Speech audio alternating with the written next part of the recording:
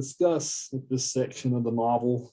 Of course, we get Frankenstein's monster story about what all happened to him after Victor abandoned him very early on. But then we have the whole lead up to the climax, right? Where you eventually find out how they get it back up to the Arctic. Victor kind of chases him to the ends of the earth after the monster kills Elizabeth. And, well, we get a very sad, depressing ending here, right? Victor dies and the monster kills himself, right? So we get a very sad, morose ending to this whole thing. So there's a lot to unpack.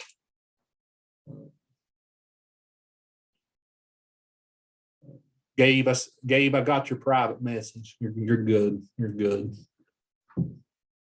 So where to start then? Maybe we can kind of start with where we left off in part 2, which is where the monster started telling us his story. I'm curious to know what you guys think of this section of the book. One of the things that this novel raises, a question this novel raises, is should you feel sympathy for this monster?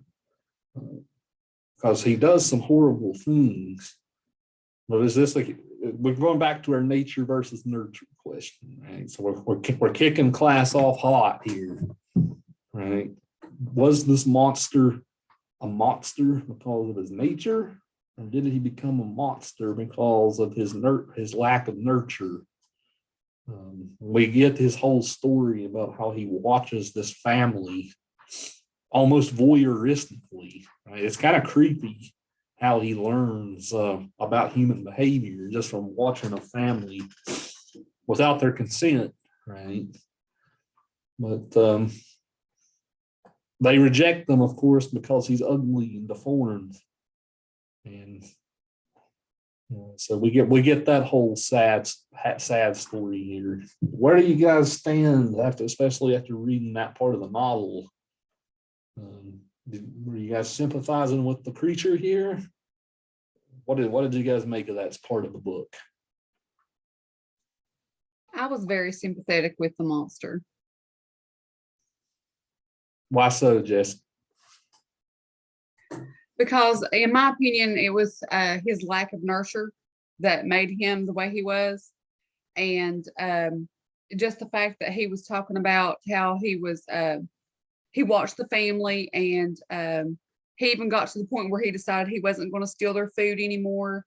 And he kind of started helping out with chores and stuff. And then you see that he's kind of sort of learning what love is kind of like in a weird kind of way. And then is when you actually see the human behavior, and it makes you pity him. It really does.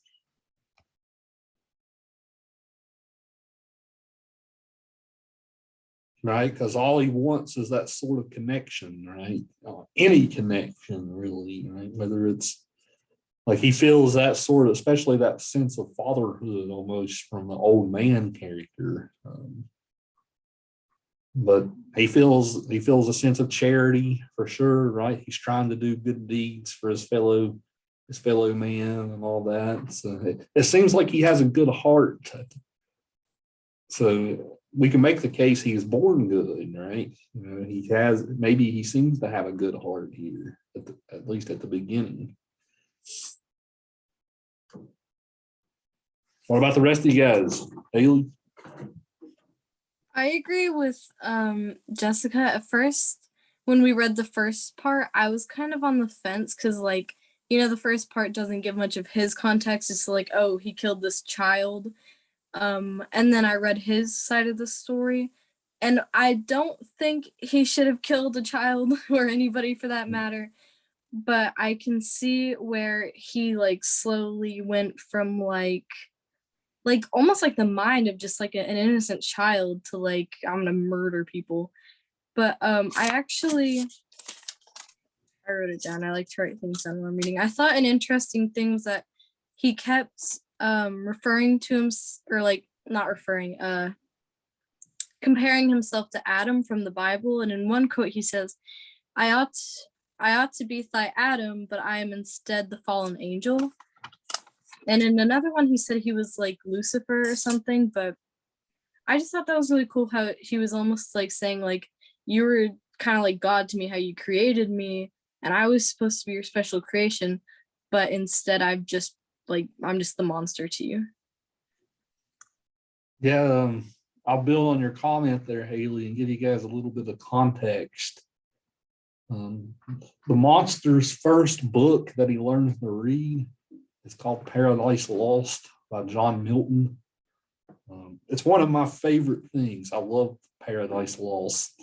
I teach it in a bunch of my other courses.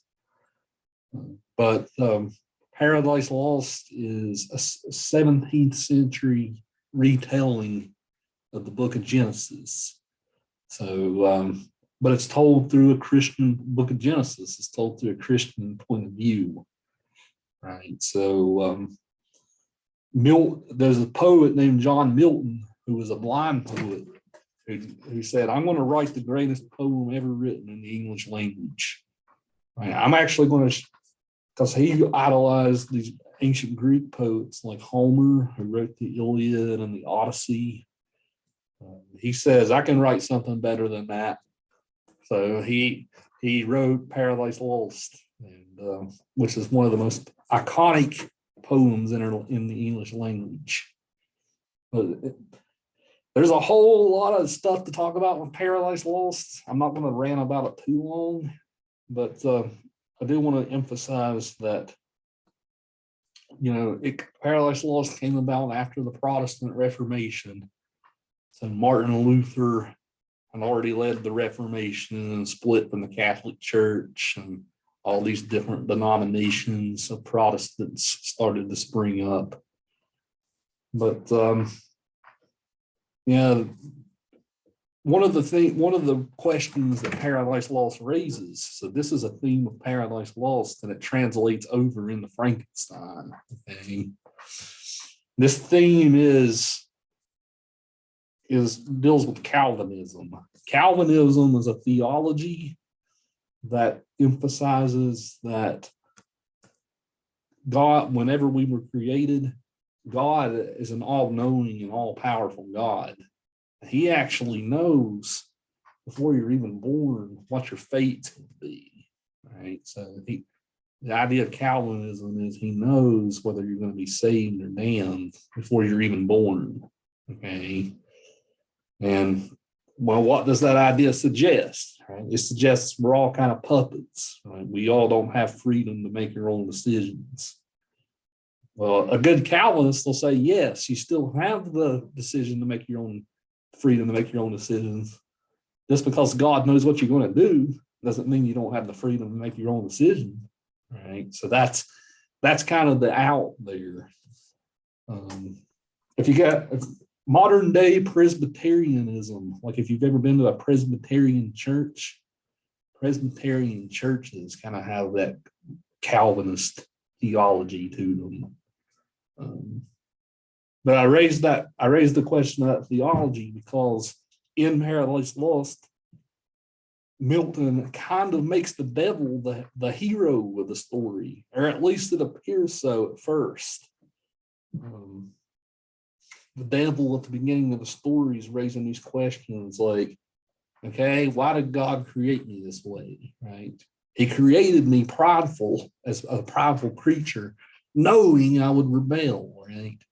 So why was I even created this way, right? There's a famous line in the poem where he says, it's better to reign in hell and serve in heaven, right? Right? It's this sort of, I'm not going to kiss God's butt, right? I'm prideful, right? I'm the best. It's better to reign in hell and serve in heaven. So I learned about.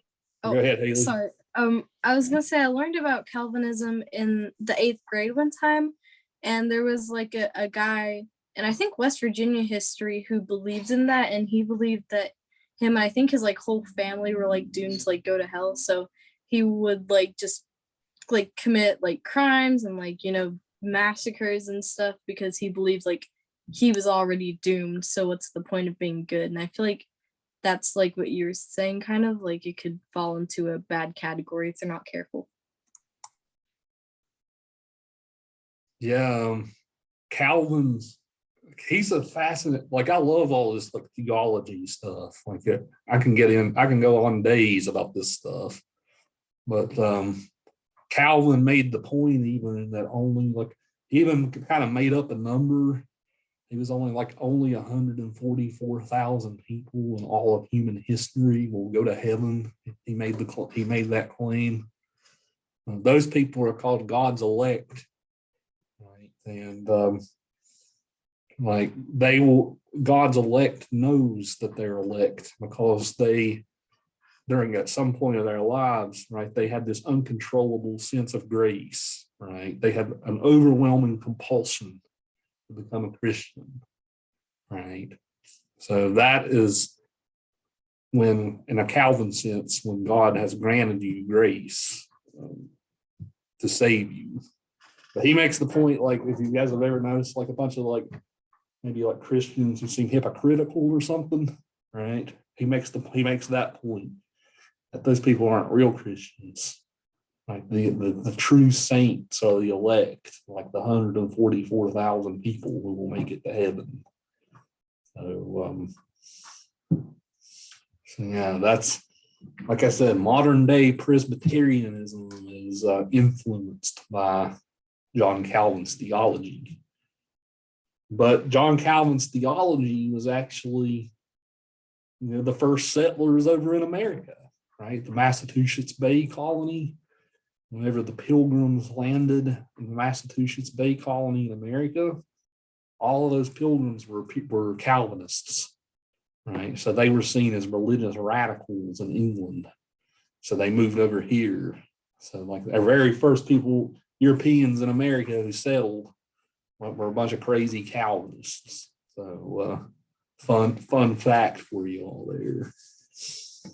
But I'm getting off subject here, but that's in a nutshell what the monsters read. The very first book this monster reads is a story about how the devil maybe has a point, right? Maybe God created him to fail. Maybe God set him up to fail. Well, maybe Frankenstein sets the monster up to fail, right? In a similar sort of way.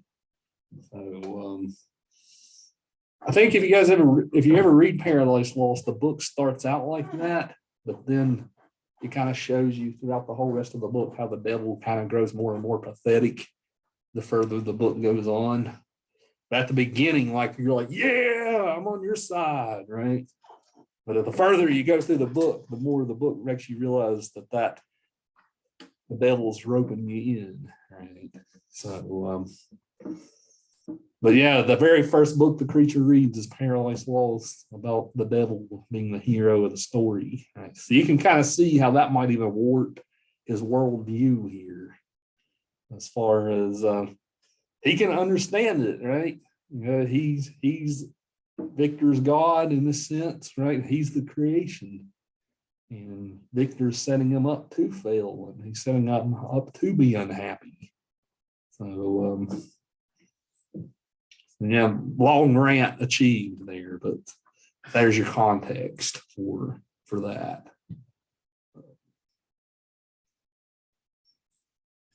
What do you guys think after all that context? Do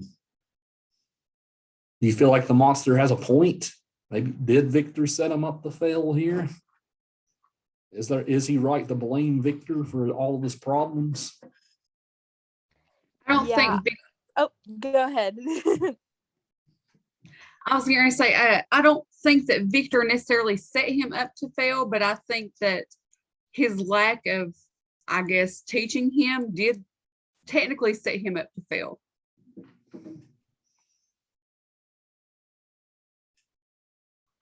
Right. So maybe if Victor would have taught him right and wrong and all this stuff, right, maybe he wouldn't have grown up with this sort of stilted worldview. Kinsey?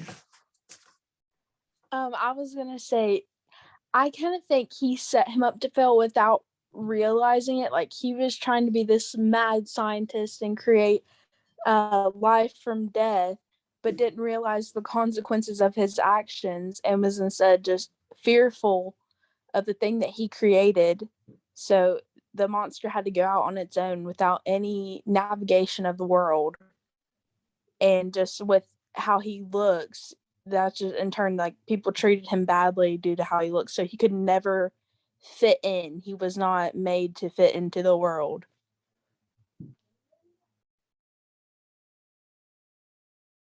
Right. So Victor unknowingly did this, right? That's a good point, Kinsey.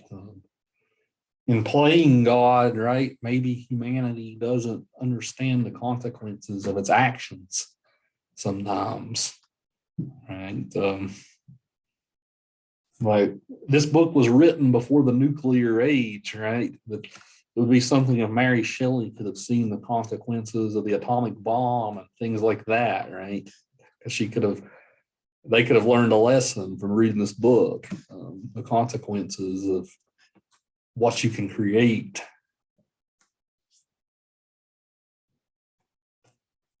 Famous type Yeah, of like I was gonna say, we as humans tend to jump into things without realizing what could come of what we do. Yeah, in the coming year, a lot of the ethics.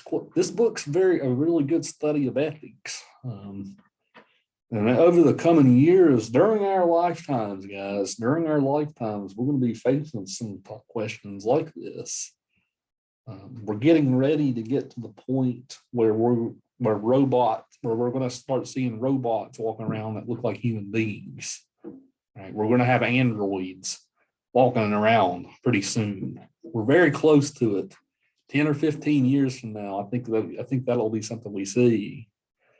So, like, even in this type of thing, right? The same type of questions that Frankenstein raises: are those things human? Right? Even though they were created by humans and not God, right? Are those things human? Are those things human in some way?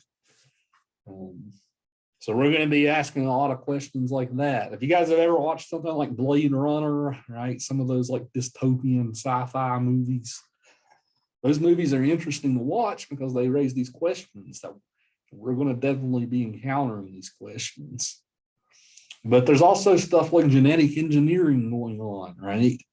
So we're going to start seeing stuff like that. So let's say that a parent sees a child, or a parent is pregnant, and they find out during the pregnancy that the kid's going to be born with Down syndrome. Right. Well, pretty soon they're going to have the ability to edit that out of the DNA.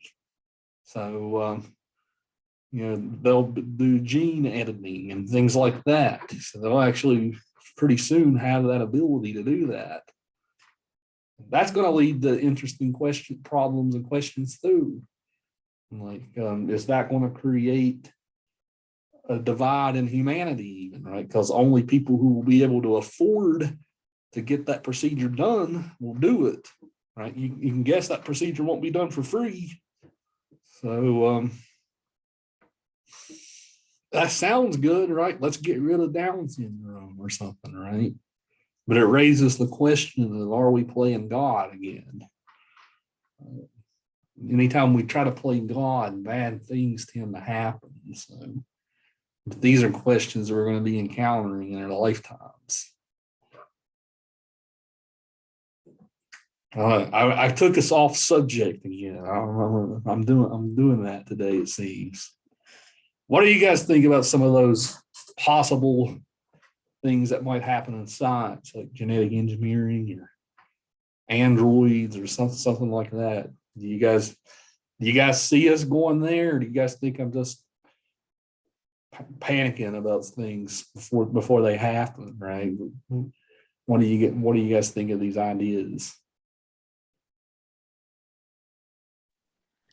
I think inevitably, I feel like we're all gonna somehow just mess ourselves up. Either the Earth or just us as a human race.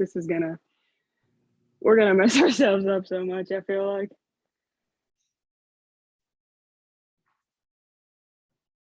We've already done it bad enough, right? But we probably will go a little worse, like you said, Audrey. I think we're going to become so dependent on technology that we're not going to be able to ever be normal. Like, we're just going to have to depend on it for everything, like food, school, everything. Yeah, and that's definitely my opinion too. Like I so agree with Kinsey. Like we literally rely on technology so much right now, and it's only going to get worse. Right. Well, we all carry these things around, right? We all carry these things around. Think about how much this has changed all of our lives. Yeah. So I got Jessica. I guess you and I are the people in our 30s in this class, right? So we remember the pre-smartphone days, right? But that's ancient history almost to a lot of you guys, because a lot of you guys grew up with them. Yeah, I guess I started going to college when the first iPhone came out, so that's been a while. But yeah, you guys, even with stuff like cars, even cars are going to be different soon. They do this self-driving car stuff, right? That's even going to change a lot. Just think about self-driving cars, guys. Think about how much that's going to change things. Like, let's say that there's some kind of like crazy scenario where maybe an accident's going to happen, right? Let's say that you can either run over a little old lady, right, or run over a little kid, right? So if you were a human being, right, you got to take one of them out. Who are you going to take out, right? In that last second decision, right? If you're crashing, you're on an obstacle course to hit one of them. Who are you going to turn the wheel to, right? Are you gonna take out the little old lady? She's already lived her life, right? Let the kid live the life, right? Or are you going to take out the kid, right? Well, what happens if an accident happens with a self-driving car? How was a computer going to make that decision? That's again another question of like the limits and dangers of technology and all that stuff. That's one reason why that question? Or what'd you say, Paige? Can you answer that question? No, see, you're calling me out here, right? I'm the guy asking the questions, right? I'll answer it if you answer it. I'll answer it too. Well, it. that's one reason why we don't see self-driving cars yet. That's we wonder why insurance companies are trying to figure it out. How are we going to have car insurance with these self-driving cars? Like, They probably won't insure. But who would you hit in that situation, right? You got to hit the little old lady, right? She's already lived her life, right? Yeah. Give the little kid a chance. Yeah. Unless you know the little kid's a little shit or something like that, right? And then you might think about it. Like, what if it's like Mother Teresa versus like this evil little kid, right? You might think about it then, right? But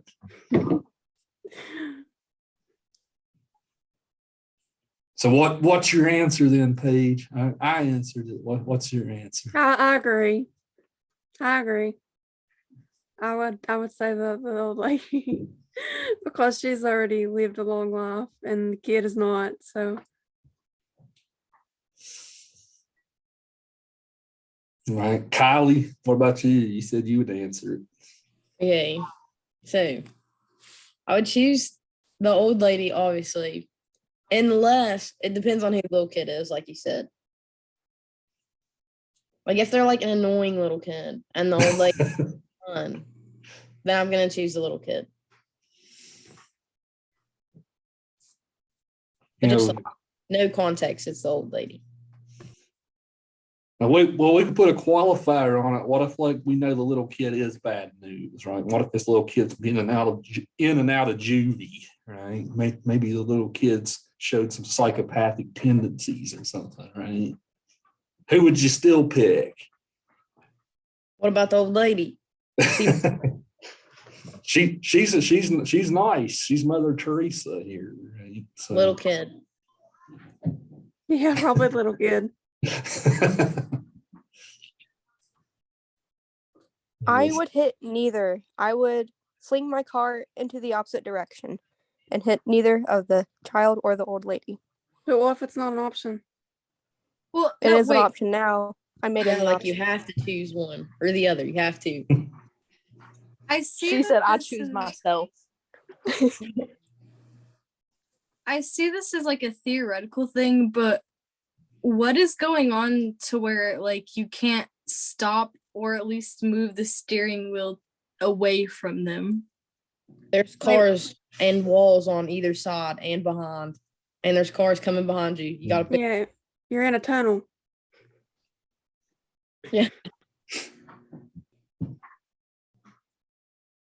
And your brakes don't work.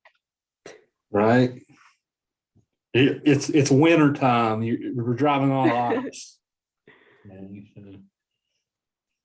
I mean, if you really don't want to discriminate, if you swerve, you can hit them both. I'm just saying.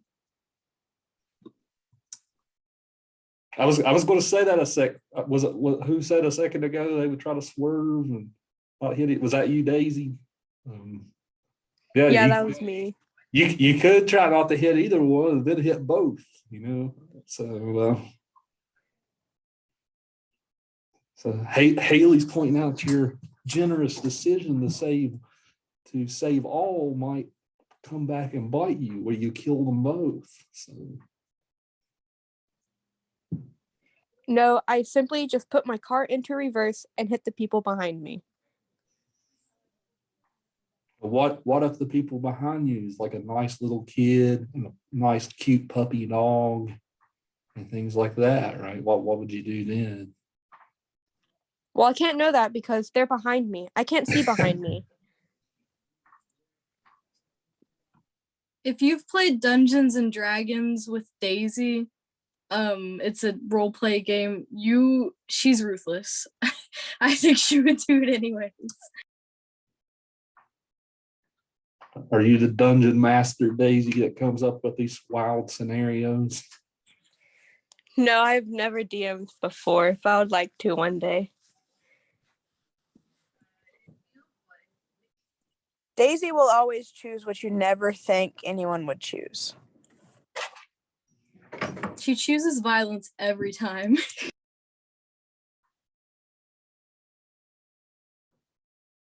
Yeah, whenever I play, I'm usually the DM who comes up with these scenarios. I think you guys can probably see that, considering I'm asking you these questions. Daisy will start confrontation just because. Is this how you are in real life as well, Daisy, or just in role playing games? I am nowhere near like that in real life. It's just in role-playing games. Because I know it's fake.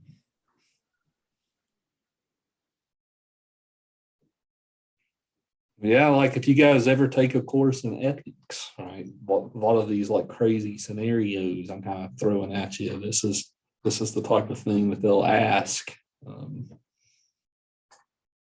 Yeah, and the problem with machines though is, how does a machine make that decision, right? We came up with a logical decision based on maybe our own humanity and ethics, right? Like you want to keep the little kid alive, right? But how does a machine do that? Again, these sorts of questions, there's so many of them that we're going to be answering. But of course, we learn about the monster's rejection, right? This is when he starts going on his like murder rampage. One thing I want to point out to you guys, I wish I had my book with me to point you to this passage. One thing that happens really early on in that part 2 section, the monster actually looks at himself in the lake, and that's when he sees his reflection for the first time. That's actually a pretty significant passage from a psychological point of view. The psychologist Jacques Lacan, who was Sigmund Freud's, we talked about Freud last week, right? But Lacan was like one of Freud's students. And he became more famous than Freud. But one of his theories of early childhood development is, like, whenever a baby looks into the mirror for the first time and has like that one-to-one correspondence, it says to the baby thinks to himself, hey, that's me, right? So the baby like smiles in the mirror, then it sees that reflection smiling back, right? Lacan says that sort of moment is when a baby stops being an infant and becomes a human being, right? Almost from a psychological standpoint. And that's the moment when the baby first realizes, hey, this is me. This is who I am. You can kind of imagine how scarring that was for the monster when he looked in his reflection the first time and sees this hideous looking thing. Of course, in his brain, he didn't really know he was hideous, right? Because he hadn't had time to form those aesthetic concepts and things like that. What is beauty? What is ugliness? He hadn't really had time to think about that. But this relates to Paradise Lost too, because Milton in Paradise Lost likes to blame you ladies for a lot of things, right? You ladies know that you constantly get blamed for what Eve did, right? But when Milton retells the story in Paradise Lost, he actually has Eve look, when God first creates Eve from Adam's rib, her first moment of consciousness is she sees herself in a lake and she falls in love with her own reflection, right? So she's a narcissist. Like that story goes back to the ancient Greeks, right? A narcissist falls in love with her own reflection. So there's a bit of a callback to that too, because Eve actually does fall in love with her own reflection. Well, the monster sees his reflection here too. That's kind of a wild idea, right? That the first moment a baby looks into the mirror and has that sort of one-to-one correspondence, that's the first moment of a person's humanity, even. What do you guys think of that idea? It's called the mirror stage, right? What do you guys think of this idea called the mirror stage? But what if that baby doesn't look in the mirror like soon after its birth? Like it takes years to look at itself. What does that mean? Well, I get that's a good point, Megan. I guess he's pretty much arguing everybody does look into a mirror or something at some point, or maybe sees their reflection, not even a mirror, but maybe they might see their reflection on a shiny wall or something like that, or even water, like so. You could also think of how we always have phones or always taking pictures of everything. Babies see themselves much earlier than what they normally would if they were just like on their own, like seeing their own reflection. Everybody's always taking pictures, and I've seen so many videos of like babies looking at themselves. Yeah, that Freud, or I think Lacan said this is something that happens from about the age of 1 to 2, something like that. That's when a baby first goes through that stage. That's interesting, again. If you like, what if that correspondence happens a lot earlier now? I hadn't thought of that before. Yeah, I think we're all becoming very narcissistic, like not like entirely. Just like we all care about our appearance a lot more than what people used to because of phones and social media. Right? Yeah, you can make the argument these things are a curse, right? Because we're always glued to them and wondering what we're going to see. Right? I know. I actually came to my office today because I left my phone in here last night. I didn't miss the damn thing at all. Right? Well, I didn't have it, so I think in many ways we're more happy without them. At least I am, right? But, yeah, next time you're around a little baby, you guys can be sadists and put the little baby in front of a mirror, right? And not know you're messing the little baby up for the rest of its life. So think about it next time you're around a little baby, right? Avoid the temptation. Right. But yeah, I wanted to bring that up just because that was a very relevant part to understanding the creature's character. But the question I kind of want to go towards now is this. The big question in part 3 of the novel is the monster wants Victor to fulfill his duties as a creator. Right? God gave Adam Eve. Of course, that's a whole interesting story in itself.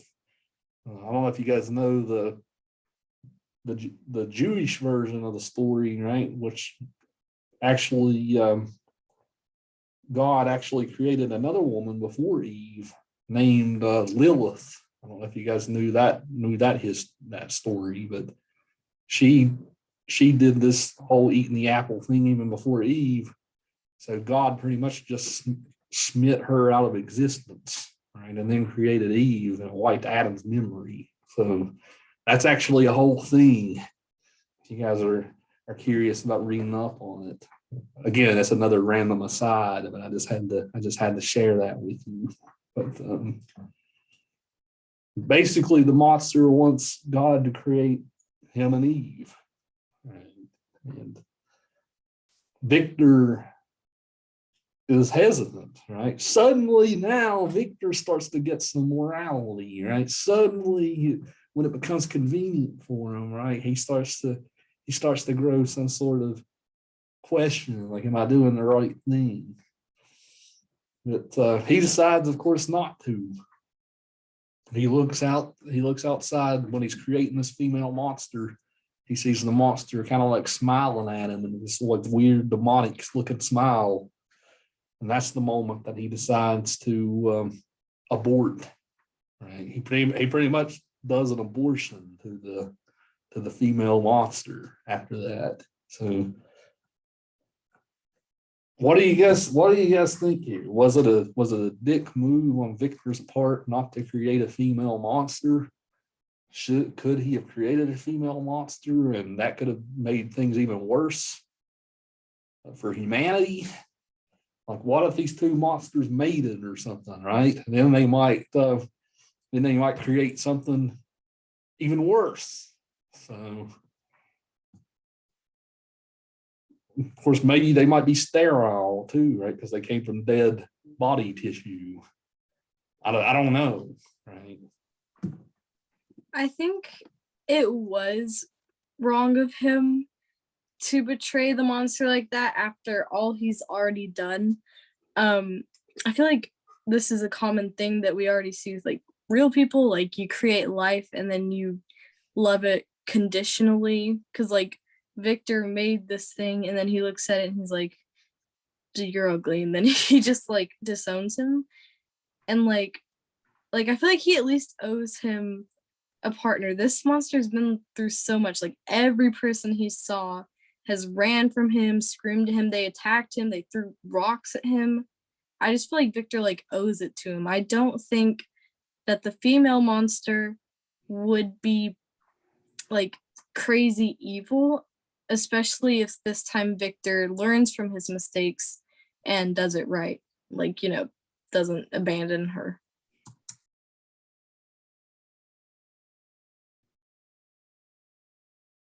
What do the rest of y'all think? The rest of y'all agree with Haley here that he had that responsibility? I see you nodding your head there, Jessica. Tell us what's on your mind. Well, he's already played God once, so he's made Adam. So if he's going to make Adam, then he's going to make Eve to be the helpmate. And I do believe that he can learn from his past mistakes and actually do it right this time, and actually kind of even take the monster under his wing and kind of, in a twisted kind of way, try to, kind of make amends for what he went wrong with. Right, so maybe that would have been a nice act of penance on Victor's part, right? To as you said, make amends, right? For make it up to him.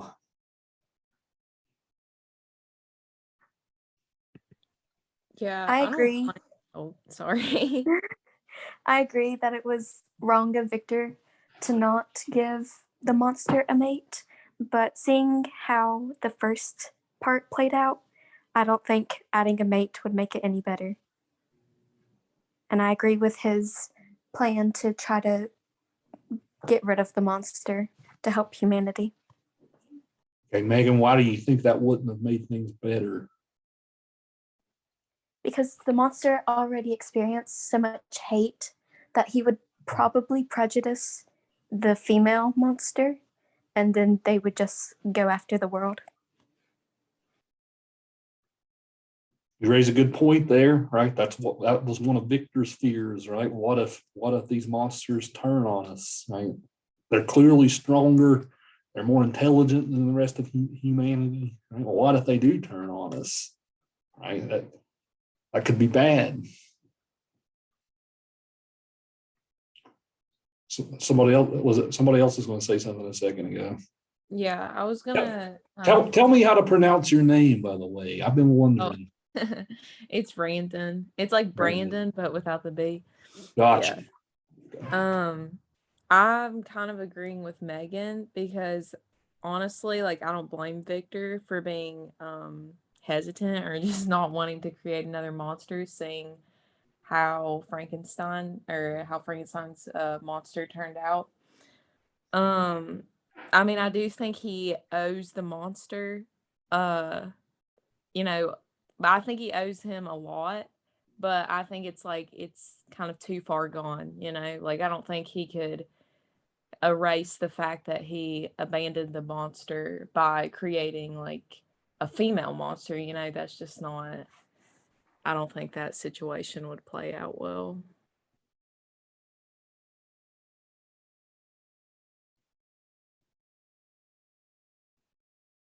Yeah, to add another wrinkle to what the two of you guys just said, there's also the question of what's right for the female monster, right?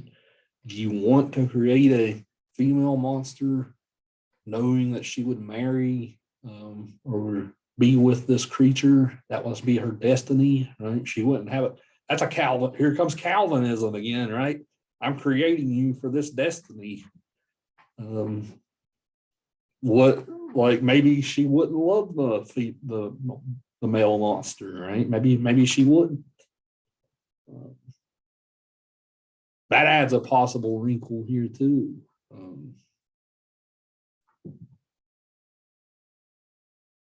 Yeah, what do you guys have to say about that? Haley, you got a rebuttal to all of us?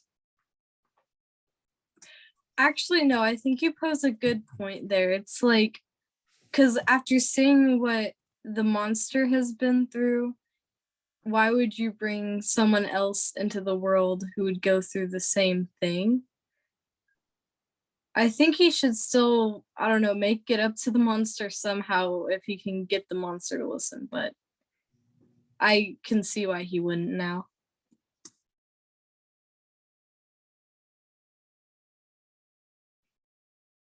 Right. Well, that kind of echoes even Elizabeth almost, right? Elizabeth, as we talked about last week, she's destined to marry Victor, right? Since she was like a little kid. So it's very similar here, right? So what if you create a female monster? speaking of which, poor Elizabeth in this section of the book, right? We never hear from her. We don't know what's going on, right? Then she gets strangled to death on her wedding night, right? So poor Elizabeth in this book, right? She just doesn't have much of a say in anything, right? She is another victim in our book. Especially with Justine. That scene I felt was written really well and like just like emotional. And Justine also like did not deserve this. I feel like Victor could have done something, like at the very least been like, I saw a big man in the forest do it. It wasn't her.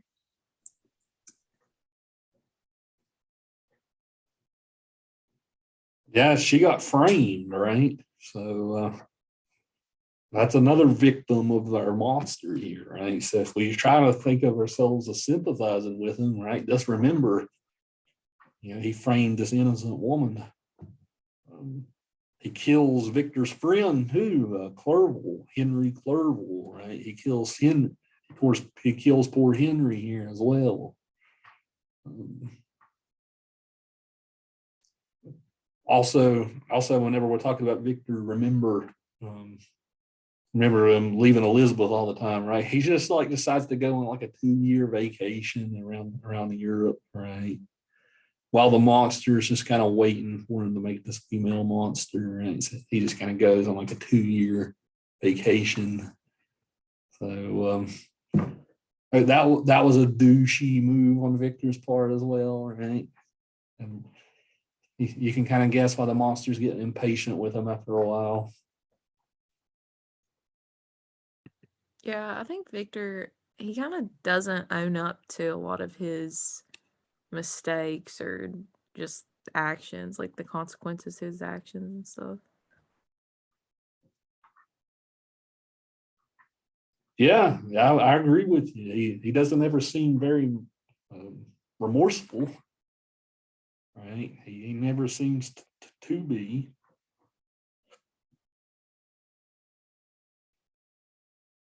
The monster actually starts feeling more empathy for Victor than Victor feels for him. Like, this is a good moment to bring up our close of the book. So I'll give you guys a little bit of context here too, historical context. I told you guys before that England colonized pretty much the whole world, right? Big parts of the entire world. But by the time Frankenstein was written, they had colonized India. So they started to experience like different East Asian religions and stuff. And they started to experience things like Hinduism, Buddhism, all those like East Asian religions for the first time. Well, the way that the monster kills himself, I think let me just Google myself.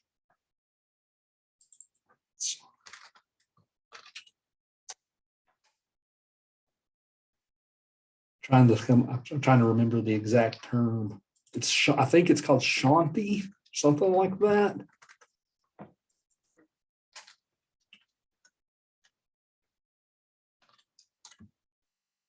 But in the in this time period, like it is a traditional way of killing yourself in that culture, to just kind of burn yourself alive.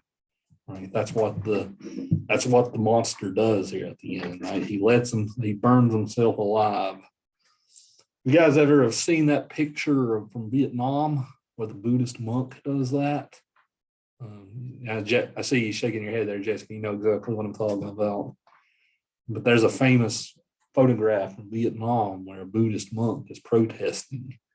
So he lights himself on fire and kills himself, right? But that was a pretty frequent way of, they would do that in a religious context, right? So I guess I'm bringing that up because that's exactly how the monster does it. Right. It's this sort of moment of despair. And that's how he goes out. But it's very sad at the end, right? He hates Victor. He hates him more than anything. So at the end, what's he have after Victor's dead? Right? Nothing. He really has nothing in. Right? He doesn't even have anything to hate anymore. He's just left with complete nothingness. So this is one of those cases where it's a pretty sad ending, right? What does the monster do with himself after that? He feels the compulsion to end his own life. So how did you guys react to this ending? Were you guys like, this book ended horribly, right? or do you think it turned out poetic justice, right? Everybody's dead at the end, right? In a book about creating life, everybody's dead at the end, right? So how did the end work out for all you guys?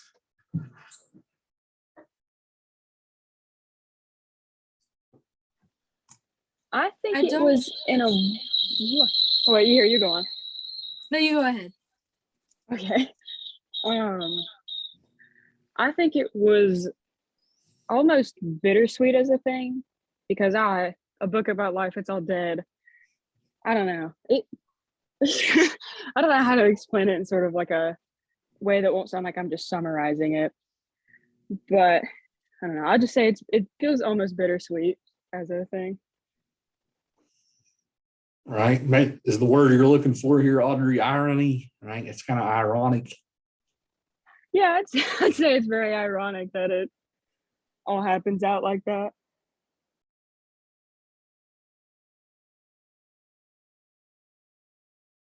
What was you going to say a second ago, Haley? I was gonna say I don't think it would have worked better to have a happy ending, if that makes sense.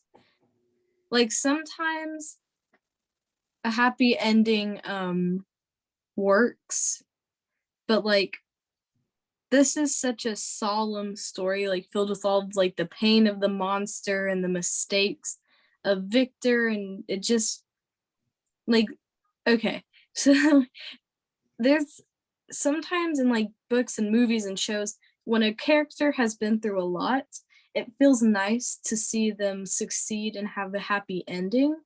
But I just, for whatever reason, I don't feel like this is one of those times. I feel like it just ends best with this like dramatic kill everybody kind of ending.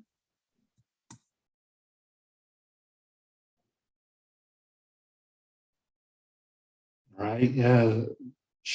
This was oftentimes how Shakespeare would end his plays, right? These tragic plays, right? Everybody would die at the end. I'm curious. Have you guys read a lot of Shakespeare in your high school in your high schools? Which ones, if so? I'm just curious. Romeo. I've read like Romeo and Hamlet in my English classes. It was about probably sophomore year.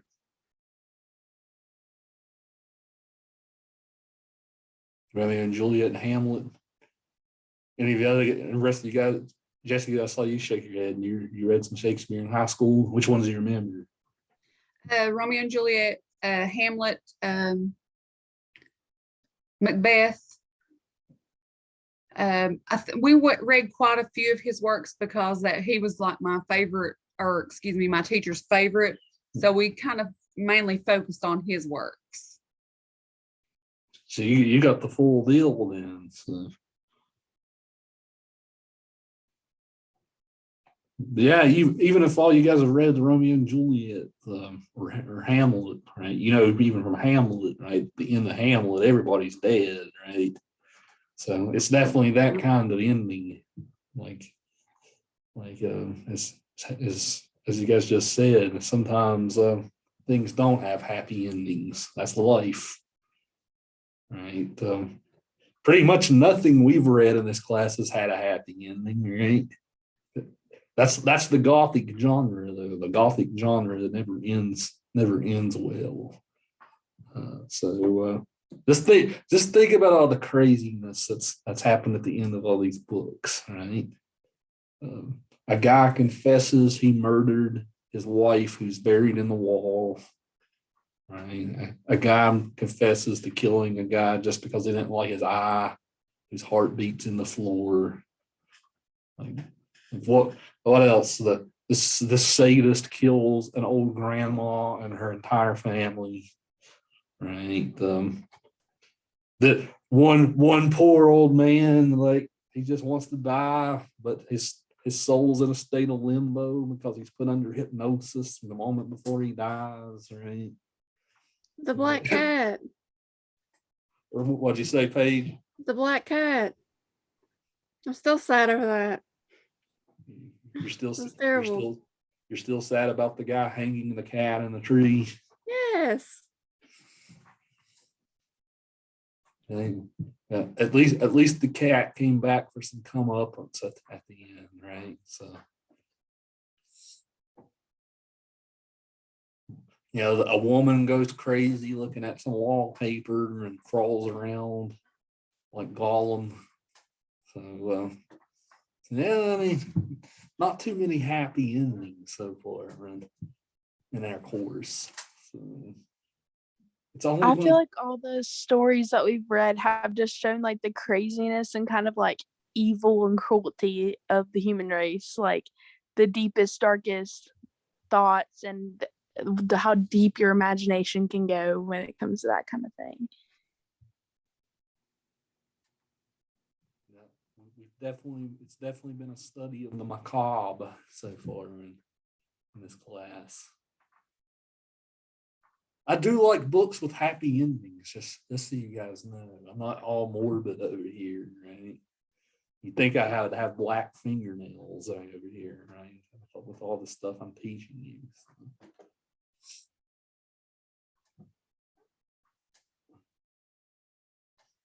It's actually been so long since I've read Dr. Jekyll or The Turn of the Screw. Like, those are going to, I'm not sure what the next couple of weeks hold because it's been so long since I've read those. I don't remember a lot about it. So I'm going to be just as surprised as the rest of you all in the next coming weeks. So I'm guessing those probably don't end well either. Yeah, so just a hunch. Haunting a Hill House, our last book we'll read, that one won't end well. I can tell you. I can just spoil that for you guys. That one doesn't end well.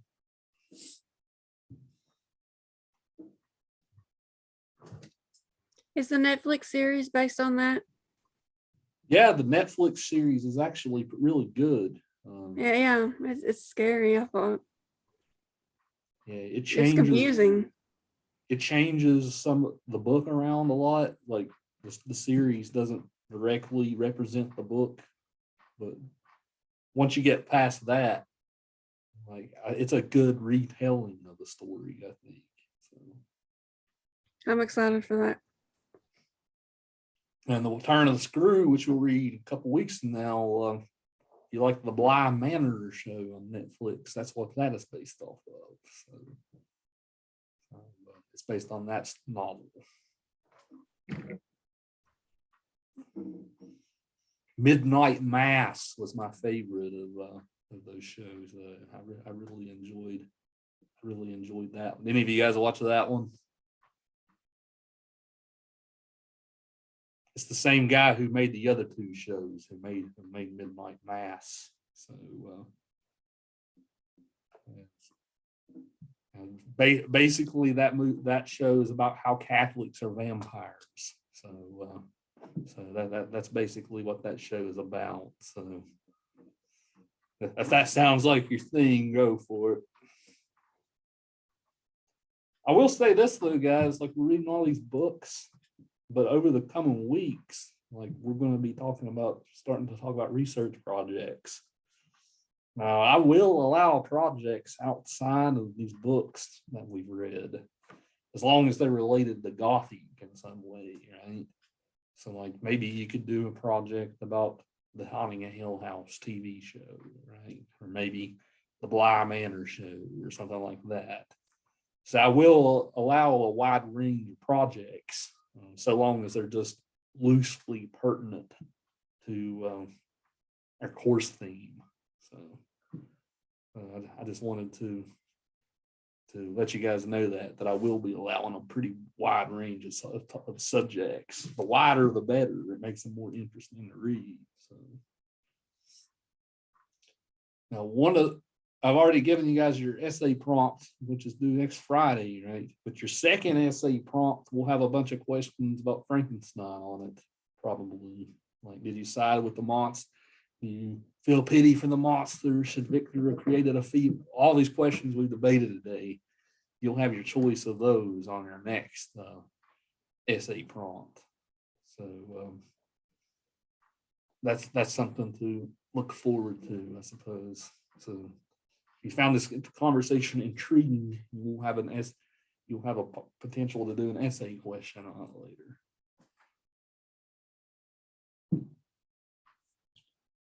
Well, guys, I'm tired. I've had a long week. I think our conversation tonight has been fruitful.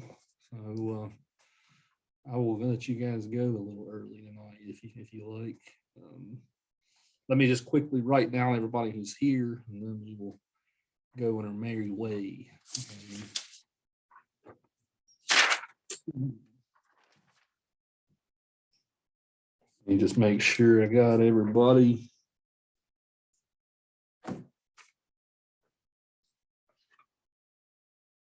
Aiden, I see you're back with us. Aiden, did you enjoy your trip? I certainly did. It's back. It's nice to be back there. How'd it go? You had a lot of fun? It went good. But unfortunately, as soon as we landed, we tested positive for COVID, so we had to quarantine for 7 days. But after that, we turned the trip around. It went good after that. Yeah, that's very unfortunate. Yeah, we thought so, but it turned around. Were your symptoms and all that stuff mild at least? Well, no, we were asymptomatic actually. Didn't show any signs, but I guess being a different country and all, they're almost kind of still in like the heat of the pandemic. They still take the regulations really seriously. So even though we were asymptomatic, we still had to quarantine for 7 days.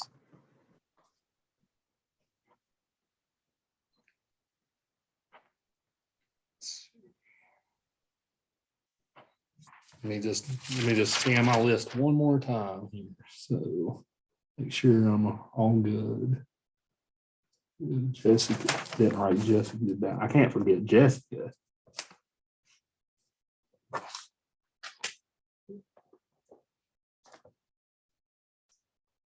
I'm the grandmother of the group.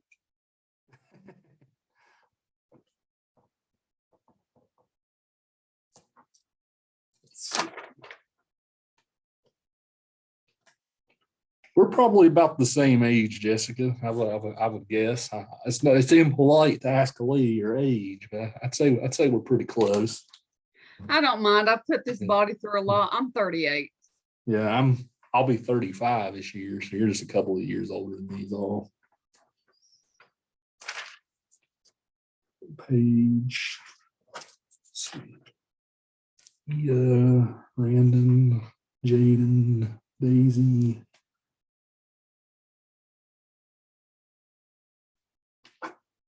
Kinsey, Ethan, Jesse, Aiden. Yeah, I got everybody. Okay, so you'll get your credits for the day. When we were at Southern today, the guy who was talking to us, it was his birthday, and it was also another girl's birthday in our nursing class, and he kept pretending like they were the same age. It was really funny. Did you go to Maine Logan campus or Lincoln campus? The Logan one. Logan. I didn't know that's what you were doing, Haley, was nursing. So that's good. We need some good nurses. Well, I'll be looking at P, so I'm a medical lab technician. Right. Yeah, so I always joke around with like if I ever get terminally ill around here, it's a good chance that my nurse will be somebody I've taught, so that can either be good or bad. I don't know how that'll go. So I've taught so many nursing majors. So it'll either be good or bad. We will see when the time comes. So, but anyway, guys, enjoy their conversation. So we'll see you guys again next week for Dr. Jekyll. Okay, so see you guys then. Goodbye.